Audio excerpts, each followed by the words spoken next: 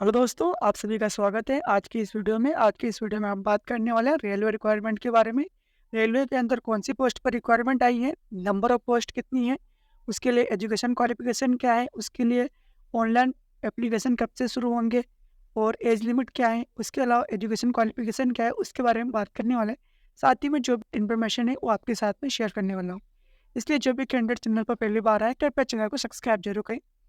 Sir कि आप देख सकते हैं, government of India, ministry of railway, railway requirement boards और detail centralize employment notice CEN 01/2024।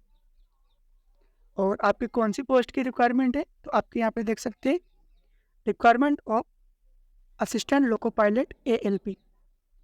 और आपके इसके ऑनलाइन एप्लीकेशन कब से शुरू होंगे? ऑनलाइन एप्लीकेशन आज 20 जनवरी 2024 से शुरू हो चुके हैं। तो कैंडिडेट आज से ऑनलाइन पोर्टल पर जाकर अप्लाई कर सकते हैं। और इसमें अप्लाई करने की लास्ट डेट क्या है? तो लास्ट डेट है आपके 19 फरवरी 2024। और आप इसमें करेक्शन कब कर पाएंगे एप्लीकेशन के अंदर? तो एप्लीकेशन करेक्शन विंडो आपके ओपन होगा 20 फरवरी 2024 से 29 फरवरी 2024 तक। इसके अंदर आपके नंबर ऑफ पोस्ट कितनी है? तो आपके पोस्ट है असिस्टेंट लोको पायलट ALP। और ये आपकी लेवल 2 की पोस्ट है। आपका बेसिक पे है 19,900 रुपये। और इसके अंदर मेडिकल स्टैंडर्ड रहेगा A1। और आपके इसमें एज लिमिट रहेगी 18 से 30 वर्ष जनरल कैटेगरी के लिए। और यहाँ पर टोटल नंबर ऑफ वैकेंसी है 5,696 पोस्ट।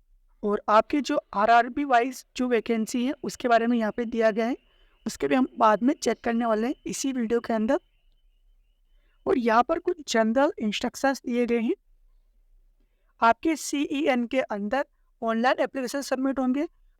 पॉइंट नंबर सेकंड, इसमें कहा गया है कि अपेयरिंग वाले कैंडिडेट इसके लिए अप्लाई नहीं कर सकते हैं। जिनके पास अपनी एजुकेशन क्वालिफिकेशन कंप्लीट है वही इसके अंदर अप्लाई कर सकते हैं। और इसके साथ में ये कहा गया है कि कैंडिडेट को ओनली एक RRB चूज़ करनी है और उसके अकॉर्डिंग आपको एक ही ऑनलाइन एप्लीकेशन सबमिट करना है। और यदि कोई कैंडिडेट एक से ज़्यादा एप्लीकेशन सबमिट करता है तो उसको डिस्क्वालीफाई कर दिया जाएगा और उसको एग्ज़ाम से बाहर कर दिया जाएगा। और यहाँ पर आपकी एलिजिबिलिटी के बारे में कहा गया है कि अभी जो आप ऑनलाइन एप्लीकेशन सबमिट करेंगे उसी के आधार पर आपके एडमिट कार्ड और एग्ज़ाम कंडक्ट करवाए जाएंगे और आपकी DV के टाइम पर आपकी क्वालिफिकेशन और एलिजिबिलिटी चेक की जाएगी।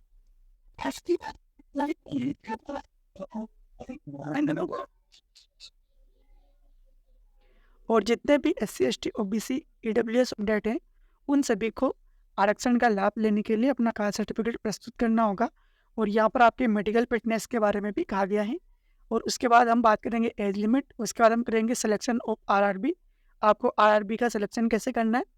और उसके बाद ड्यूरिंग ऑनलाइन एप्लीकेशन के अंदर आपको कौन सी प्रोसेस करनी है उसके बारे में भी बात करेंगे। आप जो ऑनलाइन एप्लीकेशन सबमिट करेंगे उसके आधार पर आपको शॉर्ट लिस्टेड किया जाएगा। उसके बाद आपके CBT 1 एग्ज़ाम होगा और उसी के आधार पर आपका CBT 2 एग्ज़ाम कंडक्ट होगा और आगे की प्रोसेस फॉलो की जाएगी। इसमें आपके नेगेटिव मार्किंग है 1/3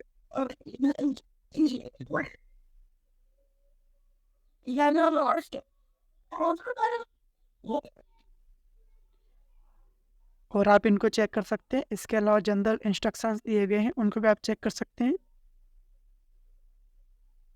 और आपके राइट टू अपॉइंटमेंट के बारे में कहा गया है। इसके बारे में पोस्टिंग और फ्री ट्रेन ट्रेवल फैसिलिटी के बारे में यहाँ पे इंफॉर्मेशन दी गई है कि कौन से कैंडिडेट इसमें ट्रेवल कर सकते हैं। और हम बात करते हैं वैकेंसीज़। आपके जो वैकेंसीज़ हैं इनको इंक्रीज़ और डिक्रीज़ किया जा सकता है।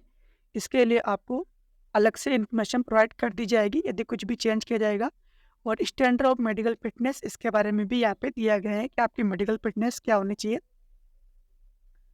और यहाँ पे आप देख सकते हैं मेडिकल फिटनेस के अंदर आपका मेडिकल फिटनेस के अंदर मेडिकल स्टैंडर्ड होना चाहिए A1। तो A1 के अंदर जो मेडिकल फिटनेस के बारे में कहा गया है वो आपकी होनी चाहिए। और जनरल फिटनेस के अंदर फिजिकली फिट होनी चाहिए ऑल क्राइटेरिया के अंदर। और आपके विजन स्टैंडर्ड के बारे में यहाँ पे दिया गया है कि आपकी आइज़ कैसी होनी चाहिए और इसमें क्या क्या प्रोसेस होगी उसके बारे में यहाँ पे दिया गया है। और ऐसे कैंडिडेट जो जिनकी आइज़ कमज़ोर होती हैं और वो सर्जरी करवा लेते हैं तो यहाँ पर उनके लिए कहा गया है कि लासिक सर्जरी वाले कैंडिडेट या फिर किसी भी प्रकार की सर्जरी यदि आपके आइस के अंदर की गई हैं तो ऐसे कैंडिडेट ALP के लिए एप्लीकेबल नहीं होंगे। और उसके बाद हम बात करते हैं कि आपकी एज लिमिट क्या है। तो एज लिमिट है आपके 18 से 30 वर्ष जनरल कैटेगरी के लिए। इसके अंदर एज रिलैक्सेशन के बारे में यहाँ पे टेबल दी गई है कि कौन सी कैटेगरी के अंदर कितनी छूट प्रोवाइड की जाएगी। जैसे कि आप यहाँ पे देख सकते हैं, SC ST के अंदर 5 साल, OBC के अंदर 3 साल और एक्स सर्विसमैन के अंदर जो कैटेगरी है उस कैटेगरी के अकॉर्डिंग जो छूट दी जाएगी उसको भी यहाँ पर मेंशन किया गया है। और इसके अलावा भी जो अदर कैटेगरी होती है उन कैटेगरी की छूट भी यहाँ पे दी गई है। और अब हम बात करते हैं आपके एजुकेशन क्वालिफिकेशन क्या है। तो एजुकेशन क्वालिफिकेशन की PDF यहाँ पे अटैच है, उसके बारे में हम डिस्कस करने वाले हैं। उससे पहले हम देखते हैं आपकी इसकी एग्जाम फीस क्या है। एग्जाम फीस के अंदर आप देख सकते हैं, for all candidate except category mention below at serial number second को छोड़कर इसके अलावा जितने भी कैंडिडेट हैं उनकी एग्जाम फीस है 500 रुपीज़, यानी 500 रुपये। और जो भी कैंडिडेट CPT 1 एग्जाम में अपीयर होंगे उनको 400 रुपये रिफंड कर दिया जाएगा। जो भी कैंडिडेट एग्जाम में अपीयर होंगे उनके लिए एग्जाम फीस है 100 रुपीज़, और जो एग्जाम देने नहीं जा पाएंगे किसी कारण से उनके लिए 500 रुपये एग्जाम फीस रहेगी, क्योंकि उनको रिफंड प्रोवाइड नहीं किया जाएगा। और इसके अलावा for candidate who belong to SC ST ex serviceman, female, transgender, minorities and economical backward class EBC, उनके लिए एग्जाम फीस है 250 रुपये। और जो भी कैंडिडेट CPT 1 एग्जाम में अपीयर होंगे उनको 250 रुपये रिफंड कर दिए जाएंगे। और जो कैंडिडेट CPT 1 एग्जाम में अपीयर होंगे उन्हीं को एग्जामिनेशन फीस रिफंड की जाएगी। ये बात आपको ध्यान रखनी है। EPC कैटेगरी के बारे में यहाँ पे दिया गया है कि जिनकी एनुअल इनकम 50,000 से कम है, ऐसे कैंडिडेट उनको सर्टिफिकेट प्रस्तुत करना होगा और इससे उनकी फीस 250 यानी आधी हो जाएगी। उन कैंडिडेट को सर्टिफिकेट प्रस्तुत करना होगा जिससे कि उनकी एप्लीकेशन फीस आधी हो जाएगी। और ये सर्टिफिकेट कौन कौन से हैं और आप कहाँ से बनवा सकते हैं उसके बारे में यहाँ पे दिया गया है। और आपकी जो एप्लीकेशन फीस रिफंड होगी, रिफंड ऑफ एग्जामिनेशन फीस, उसके बारे में यहाँ पे दिया गया है। इसके लिए आपको name of bank, name of account holder, account number और IFSC कोड प्रोवाइड करना होगा। और उसके आधार पर आपको 400 और 250 रुपये आपकी कैटेगरी के अकॉर्डिंग आपको रिफंड मिल जाएंगी। अब हम बात करने वाले हैं रिक्वायरमेंट प्रोसेस की। तो रिक्वायरमेंट प्रोसेस, आपके रिक्वायरमेंट के अंदर कैंडिडेट को ओनली एक RRB चूज़ करना है और उसमें से एक एप्लीकेशन फॉर्म सबमिट करना है। उसके बाद आपकी ये प्रोसेस होगी। सबसे पहले होगा फर्स्ट स्टेज CPT 1, उसके बाद सेकंड स्टेज CPT 2, उसके बाद computer based aptitude test CPAT, और उसके बाद डॉक्यूमेंट वेरिफिकेशन, उसके बाद मेडिकल एग्जामिनेशन। यहाँ पर इसका एग्जाम पैटर्न और सिलेबस दिया गया है। इसका वीडियो मैं आपको अलग से प्रोवाइड कर दूंगा कि आपका इसका एग्जाम पैटर्न क्या है और आपको इसकी प्रिपरेशन कैसे करनी है। आपको जिस भी जोन में अप्लाई करना है उस जोन की वेबसाइट यहाँ पे दी गई है, आपको उसी वेबसाइट पर जाकर अप्लाई करना होगा। और अब हम बात करते हैं एजुकेशन क्वालिफिकेशन की। तो असिस्टेंट लोको पायलट पोस्ट के लिए कौन कौन से कैंडिडेट अप्लाई कर सकते हैं उसके बारे में यहाँ पे दिया गया है। तो ये आपकी एजुकेशन क्वालिफिकेशन है। जिन भी कैंडिडेट के 10th+ ITI हैं, चाहे वो NCVT हो या फिर SCVT से हो, वो कैंडिडेट इसमें अप्लाई कर सकते हैं। कौन कौन से ट्रेड के कैंडिडेट अप्लाई कर सकते हैं वो ट्रेड भी यहाँ पे दी गई है। Fitter, electrician, instrument mechanic, wheel wright, maintenance mechanic, radio and TV, electronics mechanic और mechanic motor vehicle, wireman, tractor mechanic, armature and coil winder, mechanic diesel, heat engine turner machinist, refrigeration and air conditioner mechanic, ये candidate इसमें apply कर सकते हैं। साथ ही में ऐसे कैंडिडेट जिनके पास 10th और अप्रेंटिसशिप है ऊपर दी गई हुई ट्रेड के अंदर, वो भी इसमें अप्लाई कर सकते हैं। इसके अलावा जिन भी कैंडिडेट के पास में 10th+ 3 ईयर डिप्लोमा है मैकेनिकल, इलेक्ट्रिकल, इलेक्ट्रॉनिक्स और ऑटोमोबाइल इंजीनियरिंग, वो कैंडिडेट इसमें अप्लाई कर सकते हैं। साथ ही में ऐसे कैंडिडेट जिन्होंने various stream of this engineering discipline from recognised institute of LIEU of ITI, जिन्होंने भी LIEU ऑफ ITI से इन चारों ट्रेड में इंजीनियरिंग की है, वो कैंडिडेट भी इसमें अप्लाई कर सकते हैं।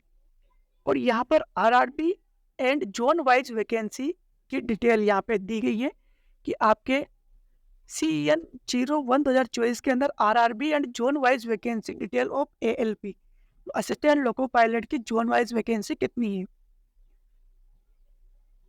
तो यहाँ पर सभी जोन की वैकेंसी दी गई है। हम यहाँ पे देखते हैं जैसे कि राजस्थान के अंदर अजमेर जोन है, उसके अंदर जो NWR जोन है उसके अंदर टोटल वैकेंसी है 228 पोस्ट। और इस प्रकार भोपाल के अंदर WCR और WR के अंदर 219 पोस्ट और WR के अंदर 65 पोस्ट पर वैकेंसी है। इसी प्रकार आप सभी जोन की वैकेंसी चेक कर सकते हैं और उसके बाद आपको इन सभी जोन में से आपको एक जोन चूज करना है। जैसे कि आपने चूज किया है बिलासपुर, और बिलासपुर के अंदर भी आपको एक जोन चूज करना है, जैसे कि आपने चूज किया है SECR, और इसके अंदर वैकेंसी है आपके 1192 पोस्ट। तो आपको एक ही एप्लीकेशन सबमिट करना है। ऐसा नहीं है कि आप हर एक जोन में अलग अलग एप्लीकेशन सबमिट कर सकते हैं। इसके लिए RRB द्वारा पहले क्लियर कहा गया है, आपको इस वैकेंसी के अंदर एक ही एप्लीकेशन फॉर्म सबमिट करना है। यदि आप एक से ज़्यादा एप्लीकेशन सबमिट करते हैं तो आपको एग्ज़ाम से बाहर कर दिया जाएगा।